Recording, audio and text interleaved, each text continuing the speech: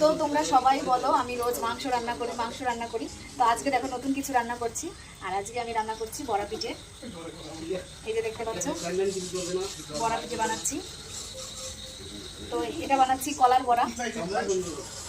অনেক বড়াই হয়, তালের বড়া হয়, তারপরে আর আমি আজকে কলার বড়া বানাচ্ছি।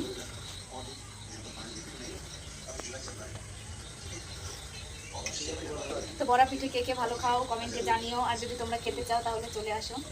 গরম গরম বড়া পিঠে ভাজবো আর একদিক দিয়ে তোমরা খাবে। তো দেখো ওইদিকে বড়া পিঠে ভাজা হচ্ছে, এইদিকে আমি একটু খেয়ে টেস্ট করে দেখবো কেমন হয়েছে। খুব গরম, এইমাত্র তুললাম আর এটা নতুনে দিলাম।